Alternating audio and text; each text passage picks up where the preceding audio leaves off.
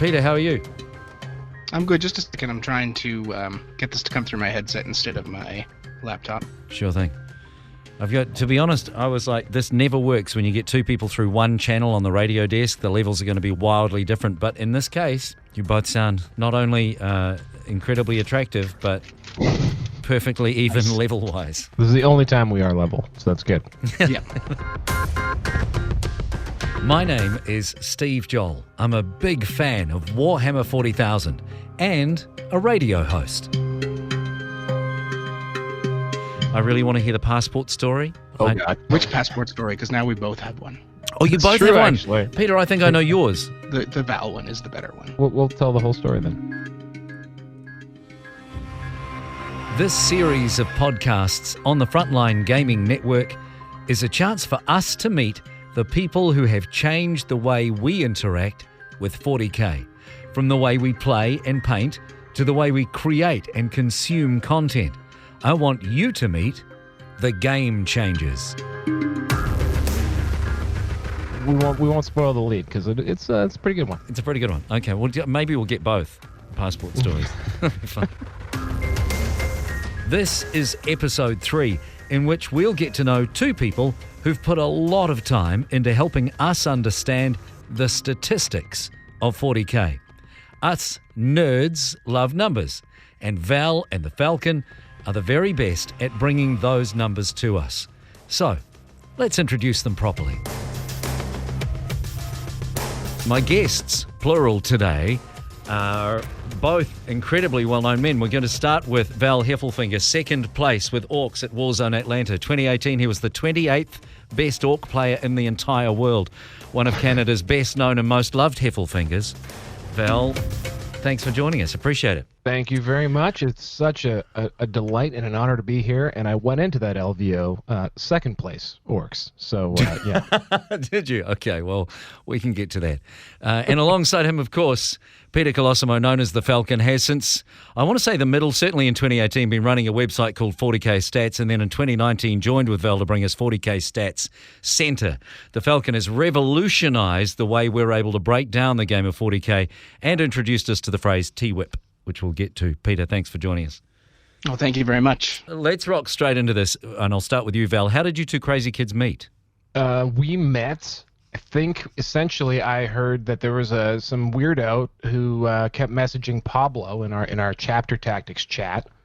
And then I believe eventually we got a look at one of the first data sets that Pete came up with, which was for the BAO, if I remember correctly. And essentially I looked at it, and we had Pete on the show, and from there I said, if we don't add him to our show, someone else will, so let's put him on Chapter Tactics, and that's it. I think that's how we met. Is that right? Yeah, that's it. I had done the like a full stats breakdown for the BAO in 2018 for Pablo, and yeah, you guys invited me on the show, and it's all really because of that year's January show that you guys did, where I was sitting alone in a airport tower in the middle of the night trying to find something to do, tuned into Chapter Tactics for a first ever statistics episode, and I got to listen to Val and Pablo wax poetic about numbers they didn't quite fully understand because there wasn't a whole lot to it at the time. Right. I thought to myself, nobody's doing this. That doesn't make any sense. And I kind of went on a bit of a mission. I started talking to Pablo about it, and the rest is kind of history, I guess. Was the website up and running at that stage already? Had you been crunching numbers at that point, or is that what launched you on the idea of, okay, I want to start having a look at the numbers properly and breaking them down? This is what launched me. I didn't start the site until after BAO, so it was because when I started talking to Pablo, part of it was I didn't know if anybody was actually doing this, and this was just like Chapter Tactics just isn't fully into it yet or what. So I wanted to do my research. I didn't want to step on anybody's toes. And once I realized that literally nobody was breaking this stuff down, and that we had the tools to do it, I just figured, why not go for it? So. Yeah, we'll come back to the origins of the website and then moving into the podcast. But I want to go back prior to that, Val, with you. Talk me through the heady days of 2017, 2018 when you were smashing all-comers on the competitive circuit. Warzone Atlanta was kind of the culmination of that, but you had some great RTT results before that with your Orcs. Talk me through your competitive days in 7th and 8th. Mr. Joel, before we get a lot of angry emails claiming, wondering why you're spreading lies on this show, I just want to be very clear here. Anytime that I won something, which were mostly RTTs, this is before Art of War, Nick Nanavati's out there telling people how to play 40K. In those days, it was controversial to even go to tournaments. It was. So I was able to win RTTs then. I don't really have that opportunity anymore because everyone got so much better at this game. I don't know if you guys noticed that. You won based on some nice guy points too at Warzone Atlanta. Yeah. But Yes. Not only did I have stuff to correct the record there, I actually by default wound up winning first place in that major because they based it on the overall score. They gave the ITC points to the overall winner. And the guy in front of me, who's actually a good friend of mine, he got DQ'd, unfortunately, due to a list mishap. So I wound up in first place. So actually, I've won a major by accident in a major that awarded it to the best overall, which included hobby and sportsmanship scores. Got the sports scores by literally giving every American there a bottle of maple syrup. Went a long way. See, I've read these self-effacing things before, but the fact is, you've got to get yourself into a position where you're at or near the top. Anyway, so you must have played pretty good. I think. Well, I lost to Twitchell, who's or Twitch down there, who's a known good player in the Southeast, and I went 3-0 at the time. It was the best I had personally done. I was super excited about that, and then I beat a very hungover Adam Abramowitz in the 5th round in a pretty epic game. So Right. it was a great. It was a kind of what I had been hoping for. It was sort of my miracle run. If I knew that if I was ever going to make it into the top of a GT, it would require some incredibly lucky bounces, and I got them, and heck, I really loved it. Yeah, well, I bet. And it's, no one can take it away. Does it taint people's opinion of you, though, when they find out you also played Tau? Well, I mean, I was surprised when I read it. They've been sold. They've moved on to an extent, basically real life Trazen. Bought them. So there's a very fabulous collector down south who picked up the entire collection. It was very large and very pretty. But I moved on from them because they were cursed, absolutely cursed army for me. And Yeah. so there was no good. It was not great or good at all. It was all bad. It takes a not that we want to go too far down this path, but it does take a certain type of person, a certain mindset to really play Tau very well, and which is why probably only a handful of people have done it. But It's true.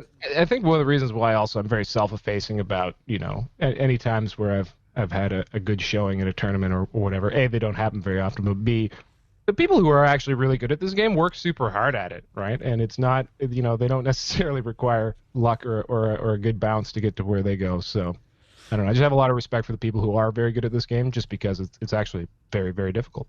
So it looks like, obviously, and from what Peter was just saying before, and that you were part of the whole podcasting circuit, way before the Falcon came on the scene. So how did you get involved in podcasting and get involved with Pablo and those guys? Well, I think Pablo and I were friends on Facebook because I tended to reach out to everyone who I listened to on podcasts. And so I'd reached out to him, and so we were friendly, and I'd met him at my first LVO, which may have been 2017. And then essentially he heard me on a very local podcast here called, oh, shoot, I can't remember. Inches and Cubes is what it was called. It's a Toronto podcast, sort of a hobby-based one. And they were always ragging on competitive players in tournaments. And so they were always just going off about stuff that they also didn't really get. Like, they didn't understand how the tournament scene worked, what ITC was, all that stuff. So I reached out to them and I said, hey, can I come on and just sort of speak on the other side so that, people who might go to a tournament aren't turned off by you guys, and I could also share with you what tournaments are all about. And I did that. And Pablo heard that, and we used the actual show notes from that local show to do another show for Chapter Tactics. And then my second appearance was actually driving triumphantly down the highway. He was desperate for a guest, so he called me, and I talked about Warzone Atlanta. And then shortly thereafter, he brought on regular co-hosts. So it was me, the late great Jeff Robinson, and Sean Abuse Puppy Morgan. It's probably worth taking a moment here to explain who Pablo is, because we've heard the name a couple of times. If you're a regular at the Frontline Gaming Network, you'll already know Pablo, or Petey Pub, as the host of Chapter Tactics. It's one of the longest running and most popular 40K podcasts there is. Introducing the new Verizon Business Unlimited plans. Now you can pick a plan for as low as $30 a month per line with AutoPay. Get 5G nationwide, plus massive data capacity, plus spam blocking features. And with Verizon Business Unlimited, you can mix and match the right plans for your business so you get more of what you need and none of what you don't. From Verizon, the network businesses rely on. 5G nationwide available in 1,800 plus cities on most VZ 5G devices. Monthly per line pricing with 5 plus lines on Biz Unlimited Start. Device payment, smartphone purchase. AutoPay and paper-free billing required. Terms apply. Okay, back to my guests, Val Heffelfinger and Peter Colosimo, or as he's also known, the Falcon. So let's go over to Peter now. First of all, where does the name the Falcon come from? So that's an old joke from, I don't know, probably about 10 years ago now. My old club at our LGS back in Moncton, New Brunswick, Canada. We play every Tuesday night, and then we'd go for wings and beers at one of the local sports bars, and just chat for the rest of the night away. Probably 10, 15, 20 of us every Tuesday. And there was this one particular week where we got into it about giving yourself your own nickname, and how it's just not possible. And I was like, I'm sure in a world of social media that I can give myself my own nickname, and it's going to be friggin' awesome. And so I called myself the Falcon. I changed my name on Facebook. Unfortunately, back then you couldn't, if you changed your name too many times, you couldn't change it back. Right. So it got stuck as Peter Falcon Colosimo. And then just over the course of years, as I met new people, people had just started calling me that, as they assumed it was my middle name or something else. And it kind of stuck. And so when Pablo and I started chatting on Facebook and through email, he also thought it was like my middle name or something. So he just started calling me that. And it's stuck now. So now that's what everybody calls me in the kind of 40K world. At first, I wasn't a big fan, but I've grown into it. I've grown into all the cacaws and other weird noises I get when I go to events. So yeah, it's now my thing. I'm now the Falcon. And the nickname that I said I would be able to give myself, I did. Now, am I right in thinking that you live in the Canada we all think of when we think of Canada, which is to say northern and snowy and remote? Yes. So about 4 years ago, I moved to northern Alberta for a career change, and it's as north as you can get. I'm on the border of the Northwest Territories, just shy of the 60th parallel. For the listeners, it's minus 40 degrees Celsius outside right now, same Fahrenheit. So it's a little chilly, but it's okay. I like it here. Really? To a degree. Wow. Okay, so how do you get to play 40K in that environment? I mean, even when COVID isn't ravaging the world and ruining things for everyone, are other people in your neighbourhood playing? You can't just walk down the road and play Garage Hammer with somebody, surely. Oh, I can. Well, that's what I used to do pre-COVID. We had a little club here. It's the reason why I kind of kept into 40K. When I lived on the East Coast, I was kind of into everything. I had like an Infinity Army, War Machine Hordes. I had everything. And when I found out this was going to be my posting, I kind of did some research to see what kind of war games, if any, anybody played up here, so I could keep up some kind of hobby. And I found a little gaming club that played on top of a Greyhound station every couple weekends. And so I messaged them. They said they basically exclusively played 40K. So I sold the rest of my armies, kept my 40K stuff. And so for the first 2.5, 3 years I was here, every second Sunday or so, I would head on over to the bus station or over to one of the guys' places, into their garage, and we'd play, throw down a game. That's amazing. This actually seems like a pretty good. We promised the passport story, plural. This seems like a good place to maybe kick off with yours, Pete, and then we'll come to Val. I can't believe we've both got a great passport story. But can we hear yours first? Because I think the remoteness of where you live is a big part of the story. Yeah, sure. So, well, it would have been about a year ago now. I got invited to Charity Hammer, which is a yearly event run by the Best in Faction podcast. They have a number of streamers and competitive players head on down to Washington State, and we all get together for like a large RTT and just like a stream-a-palooza of games at Colin Sherman's house, and to generate money for Child's Play charity. And so Colin invited me last year to go. I was pretty excited. But for me to travel anywhere, even though I do work at an airport, because we're so remote, it's hard to get places. I have to drive about 8.5 hours to an actual international airport in order to go. So when I go to any event, I start with an 8-hour drive, and then I get on an airplane. So I was working the night before I was supposed to fly to Seattle. I left the airport. I had already had my bags packed, called my wife, let her know, and then I just immediately left and drove to Edmonton, 8 hours south of me. The whole drive down, I kept thinking I'd forgotten something. Yeah. Big blizzard as well. At one point, I got stuck behind a guy that decided to tow a shed on the highway for like an hour. So it was like the worst drive I've taken in a long time, in the middle of a blizzard. Awful experience. It sounds like every Canadian-based film ever, by the way, to me. So I pull into Edmonton, and as soon as I got there, I saw the sign for the airport, and I thought, you know what? I have to go to the United States, and you need a passport to do that now.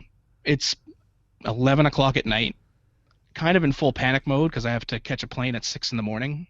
So I call my wife. I'm like, hey, can you please check this bag that I left in the bedroom? She's like, yeah, your passport's here. I'm like, yep, that's exactly what I thought. There were some swear words, some choice comments.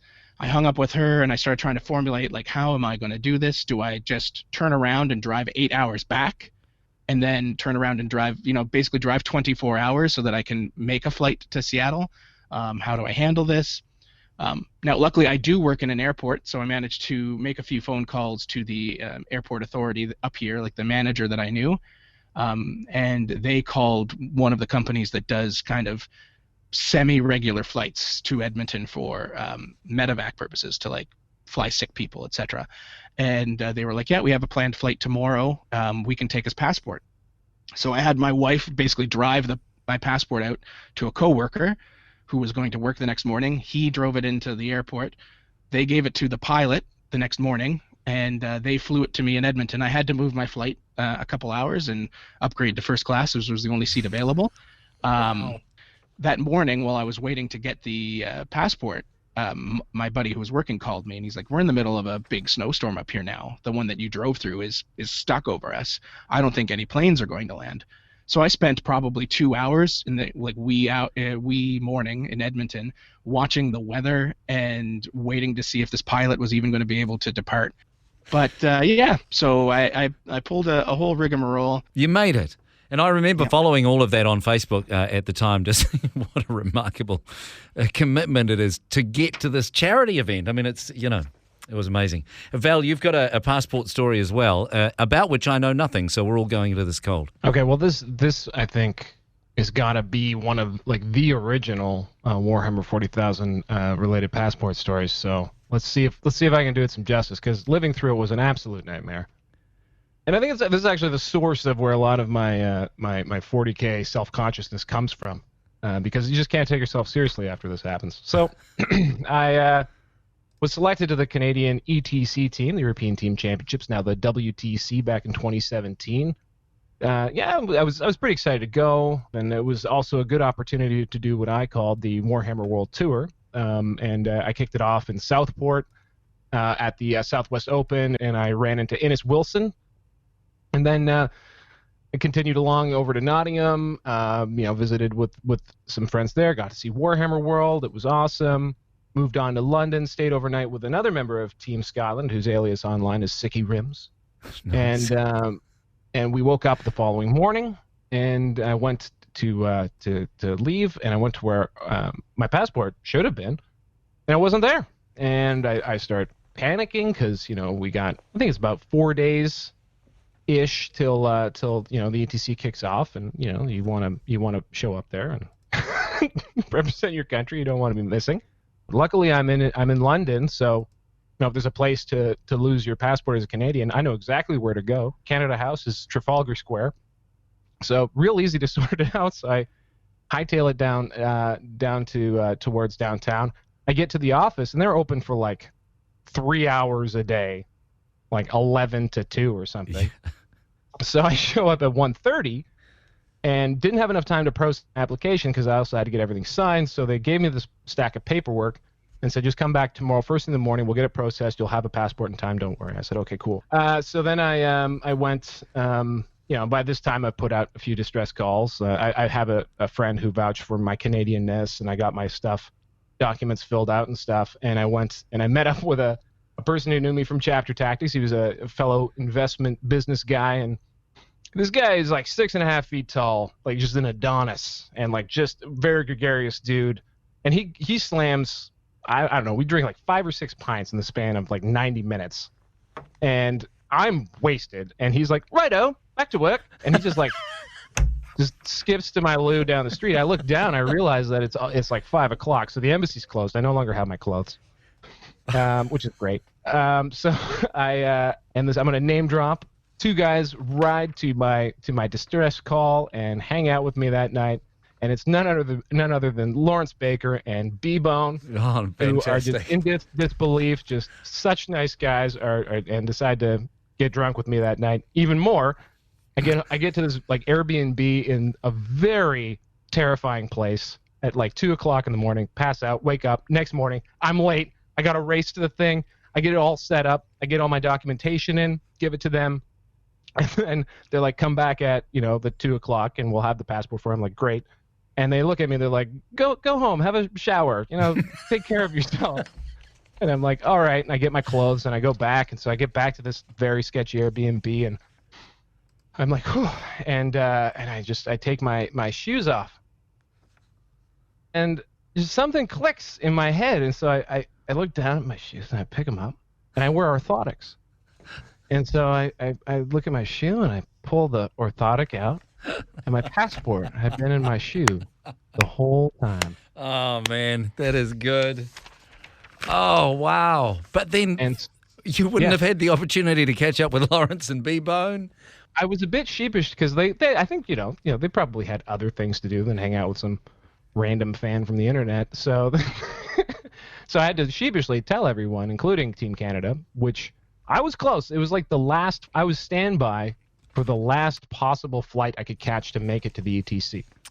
So I got that last spot just barely to get to. We were flying to Zagreb, and then just as an epilogue, perhaps I was a bit rattled and under-practiced, and I scored 6 points in the entire tournament. And the irony is that had I not made it to the ETC, it would have made 0 difference because I basically was the equivalent of no one being there in the first place. Right. So, well, you know what? We're 30 minutes into this nearly, and we haven't even started to talk about the most important things, which is the website and then the podcast, which we kind of touched on earlier on. So, Pete, I want to ask you if we can get into the serious stuff. How many hours do you spend crunching numbers for the website and then the podcast? COVID has definitely helped in the hours perspective. Pre-COVID last year, I was spending, I would say, about 20 hours a week crunching numbers. We had so many events going on week to week. We were usually sitting at 5 to 6 GTs and or majors. So to manually go in, check every list, make sure that they were what they said they were, get all the data that I needed to make sure everything was accurate. Yeah, it was about 20 hours a week. Which is, when you're going into this, you're putting 20 hours a week into something. Is this a passion project, or at that point, do you have a goal of turning it into something that can make money? What's the idea at that stage? It's just passion. Right. I've never really wanted to make money off it. I do have a Patreon, but I don't really, push it or anything because it's not been about that. I always felt like if I made it about money, it would become too much like a job, and then I wouldn't want to do it anymore. I Right. gotta say there's probably ways to make money. Yeah. Well, I live a comfortable life as it is. I don't need a bunch of extra money from doing this. So I did it because and I've always said it since I started. Like, I'm doing this until people start doing it better. And so that's the hope, is that like by doing this, and we've already seen it, right? We've seen Goonhammer is putting out these excellent articles where they go so in depth on statistical significance and bringing up like finer details than I would ever really be able to do unless I wanted to spend 40 or 50 hours going in depth. And then we've got Down Under Pairings and Best Coast Pairings releasing their own kind of their own statistics. So we're getting there. But that's always been my thing, was like, I do this because, you know, someday someone will do it better. Is the passion still there for it, though, after, I don't know, how many weeks of how many hours? Oh, yeah. I get doldrums, I'll call it, usually right after LVO, because LVO, the 2 LVOs I've done, they're such a big deal that I try to do more, probably too much. So that's when I go and I like break down units, and I'll count out, you know, how many units of everything did people take, how did they perform on average. Like, I break down in far greater detail than I would anything else, and you're looking at 600 or 700 lists doing that for. So like for a single LVO, I'll spend probably about 30 hours of just making sure I've got all of the data correct before I even get into the statistical analysis, and then the analysis that comes after that about like the hypotheticals, etc. So usually the week or two after LVO, I really don't want to do anything. And you can see it in the website. You'll notice like all of a sudden there's no updates for like 2 weeks, and it's just because I'm just like, I need a minute, and then I get back into it. Something will always spark me back into it, like, oh, we really need to know what's going on with this, or et cetera, et cetera. Right. I feel like if you were doing it for money, then obviously that might be different, right? There would have been times where you would have gone, no, I'm out. This isn't making enough or doing enough. But the fact that it is a passion project and still you are passionate about it means you're able to kind of keep on going, even through things like COVID, which must have been difficult. Yeah, it definitely was. There was a lot of questions I had for myself about it, about how do I maintain like the statistical rigor that I want, you know, in a time when there's not very many events.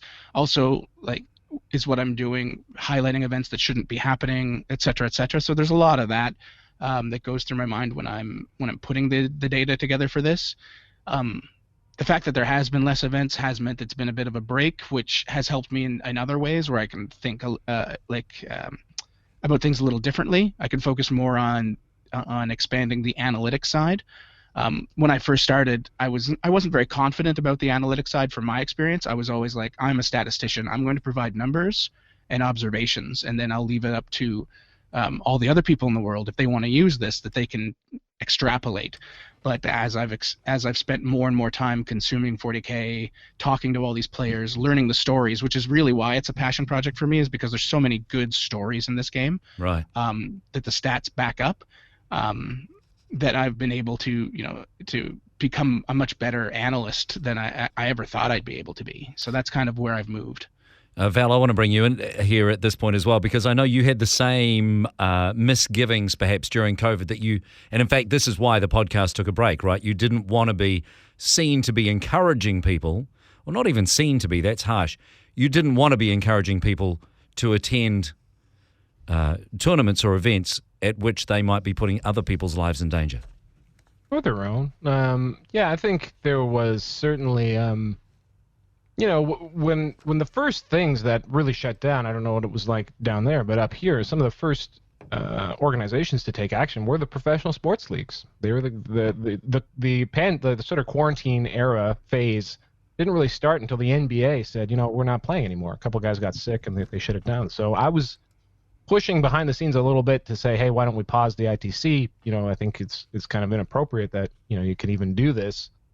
And I've felt very strongly, and Pete did too, that, you know, even if there were events to cover, because everyone did pretty much shut down for a long stretch there, that it really wasn't appropriate timing wise to be talking about it. Plus the excitement's kind of a little bit muted if you know, it's the backdrop to it is this horrible thing that's happening now, and I know it's different everywhere, different in different parts of the world. Certainly where I am, different to where you are, and in the States and in the UK, which is going through, as we're recording, a pretty tough time at the moment.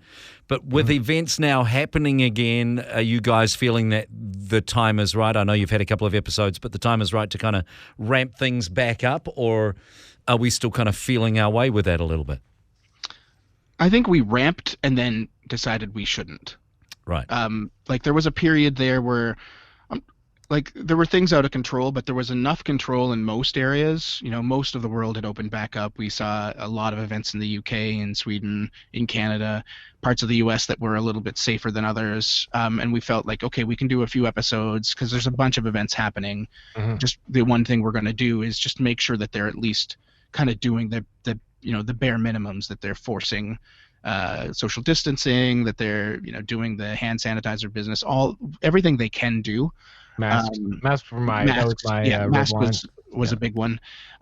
So we looked at that. We did it for a few weeks, but things started getting crazy again. Like Sweden shut down, Australia shut down very briefly as well.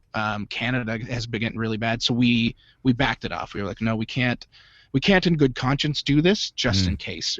We're not going to judge other people for wanting to do the thing they love, but we're not going to focus on it until things are in a better place. Now maybe there's a week where Australia has 6 majors because they're feeling pretty safe, and we say, okay, maybe we can cover something here, but I think we'll just kind of hold off until everything's in a better spot. It's something we discuss pretty regularly about what's a good angle here, without making it when things got really bad the first time. The reason why Val and I really ended up putting a hold to things, where we were getting messages from people the final week or two before everyone really decided maybe we should shut down, where people were like, yeah, man, we're having an event. It got canceled at our current venue, but we're going to hold it somewhere else. I hope you guys cover it. And I was like, well, that doesn't feel good if one of the reasons, even if it's the smallest purpose, but if even one of the small reasons why you want to keep this up is to possibly get on our show. Yeah.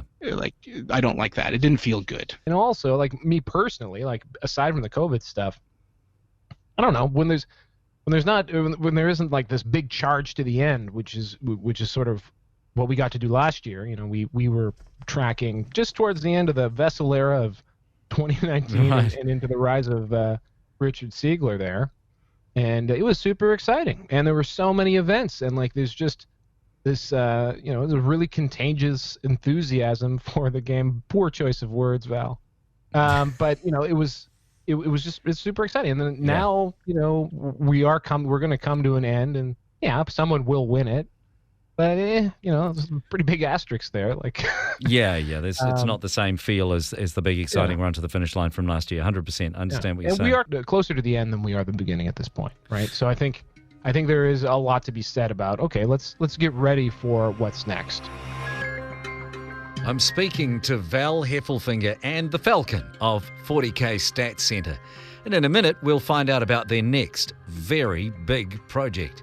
Before that, there's the small matter of dealing with Facebook. Support for this podcast comes from AT&T.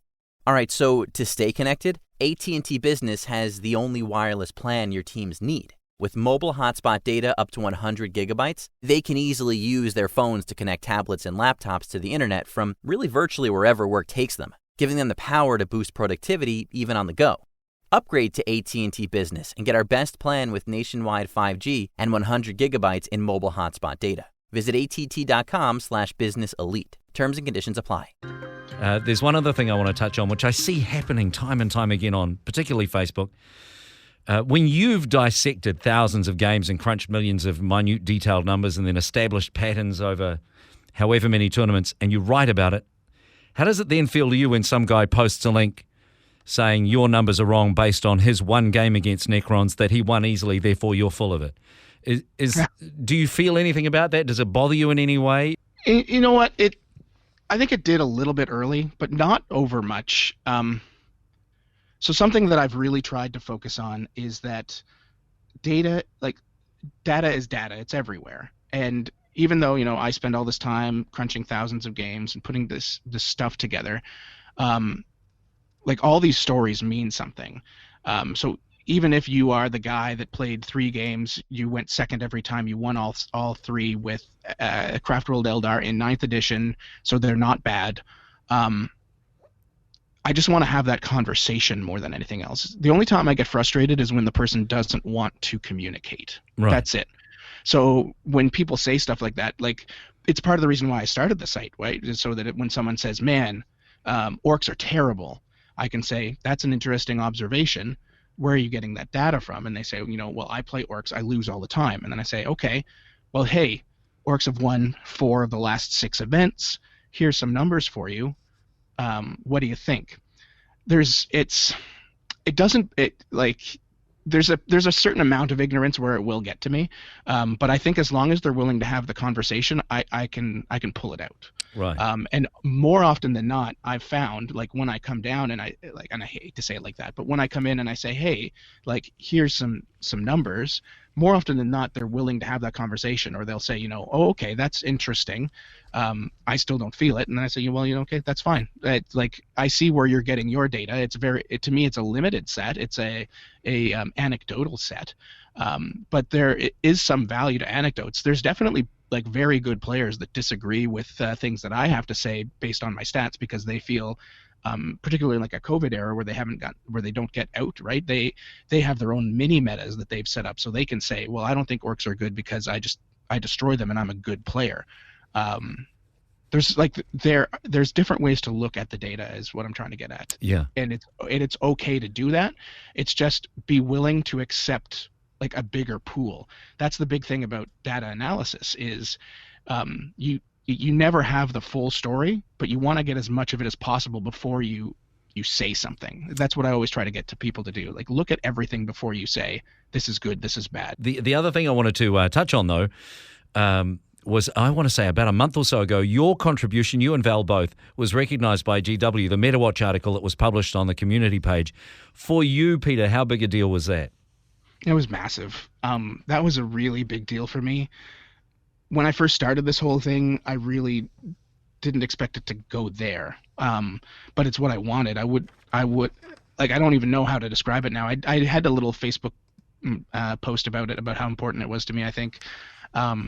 Because it's like the culmination of what we were trying to do, to make competitive 40K kind of legitimized, to be able to tell this story, to say, you know, hey, this is stuff that's actually happening. Here's the patterns that we can see. They're real. And to get that out there into the wider world, into such a large audience, no matter how they accepted it, just being able to deliver that message felt so good. It was such a big deal. Before you guys go, I've got to ask you about the Las Vegas Nopen, which is, by the way, clever name. I was telling friends about it around here, and they're like, that's a clever name. So how did this come about? Pete? See? Hey, what? I never said it was a bad name. Okay, it's probably my most significant claim to fame in this whole operation. So I'll let Pete take it away. So you came up with the name, okay, and then Pete's going to tell us the rest.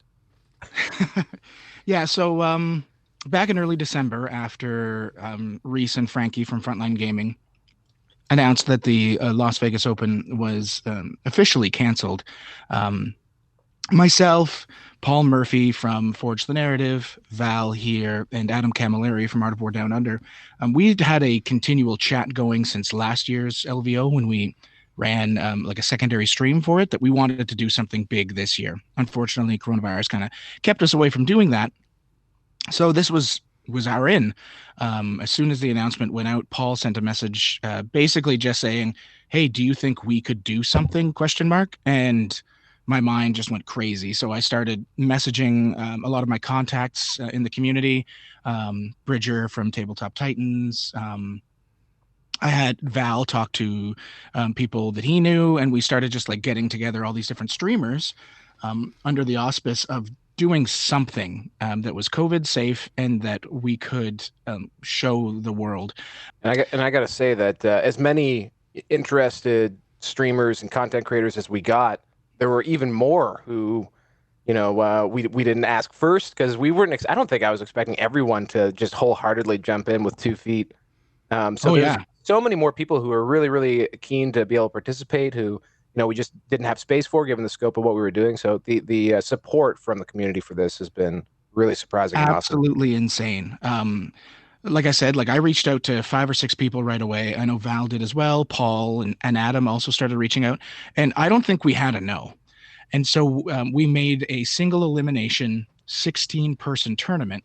But the big thing is once you win, you don't necessarily play your list in the next round. You actually send it off to another streamer or content provider, and they're going to stream it online. So we've got people like Vanguard Tactics in the UK, Glasshammer Gaming, Art of War Down Under, players from around the world. And they're playing games, and we're going to stream it live. We're going to have commentary from Paul Murphy and Adam Camilleri, and a host of other people that we're going to bring on for interviews and to assist. And after they play their game, they're going to send their list off to, say, Brian and Adrian from Tabletop Titans. They're going to run that list in the next game. It's just such a great idea, and I love that. Just to explain to people who are listening, I've heard you, Pete, explain it a couple of times on other shows, and so I've really got my head around it now. Say, for example, you mentioned Adrian and Brian. They play Death Guard versus whatever, Harlequins. Whichever one of those lists wins, let's say Death Guard wins, then you send that Death Guard list and another winning list that other people have used over to, say, Stephen and Jack at Vanguard, and they play two winning lists against each other, the Death Guard and the other one. And then, but it's the same list that, say, Adrian used in the Bay Area is getting used by Stephen in the UK. And then if it wins again, then he sends it on to someone else to play with until you get down to two lists left and they play a final. Have I got that right? You're dead on. Nailed it. Nailed it. If people are still a little confused, Hellstorm Wargaming, who is also helping us, they did Mikey did an excellent YouTube video that fully describes how it works with pictures, and he really nailed it down. So I had a lot of people when I first explained it, and when some others first explained it, didn't quite get it. They thought this was like a TTS event, tabletop simulator, or they thought something else was going on. Wait a minute, we could have just done this as a TTS event. That would have been so much easier.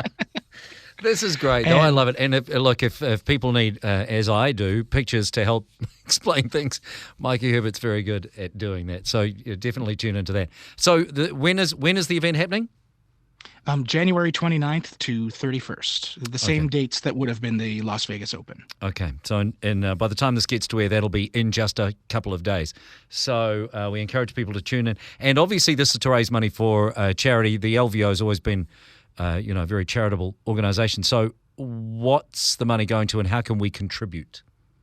So we are raising money for the Coronavirus Relief Fund. It's run by a charity called Global Giving. Global Giving is like this umbrella charity that tries to assist other charities below it, essentially. And ever since COVID-19 became a big deal, they've started this fund to assist medical professionals in getting to areas that they normally cannot reach. And providing them with the equipment they need so that they can, assist cities, towns in just kind of remote areas, or even places that are generally fine, but now they're overwhelmed. Yeah. It's a really excellent charity. All of the money that we give to them goes directly to this. One thing we were very cautious of was making sure that these charities had really good ratings, that they were very open about where their money goes, and Global Giving was like in the very top echelon of those. So that was the charity we chose to go with. One of the great things about how it's been set up is that actually if you go to the LasVegasOpen.net, you'll be able to actually go to a portal there and make your donation directly to them. So this is not something where we're handling any of the money. You're not trusting us to make the donation. This is going straight to the charity. However, it's all going to be tracked on a nice landing page. So we'll be able to see exactly the impact the community can make. And then driving behind that, we've also got some other great things to get people participated and excited. Frontline Gaming, obviously the guys who would have been running the Las Vegas Open have really stepped up with an amazing prize, which is a $1,000 Frontline Gaming shopping spree. That's payable to anybody in the world. We've got stuff from Army Painter. Pete went out and grabbed, so I guess I should say 40kstats.com is providing a battle force. Probably like 6 battle forces now, but there's a lot. Yeah. We do have other ways that we're providing to the charity. We did create Las Vegas Open swag, so there's shirts and hats that are available via our website through the support of Alpha Omega Hobby. It's a large hobbying store on the East Coast of the United States in Massachusetts. And we also have custom 3 neoprene objective markers that we had made for all of the streamers. People are able to purchase those from 3D6 Wargaming. And I believe 15% of the proceeds, which is basically whatever 3D6 Wargaming would normally make, that is also going towards the charity when this is all said and done. Great stuff. Guys, thank you so much. Hey, no problem. Thanks for having us. Yeah, thank you for having us. Great show, Mr. Joel. My thanks to Val Heffelfinger and Peter the Falcon Colosimo. The website for all of the information on the Las Vegas Nopen is lasvegasnopen.net. Next week on the program, we speak to former world number one and pioneer of 40K coaching, Nick Nanavati. We'll hear the amazing story behind him being called the Tom Brady of 40K. Believe me, you don't want to miss that. I'm Steve Joel, and this has been 40K Game Changers.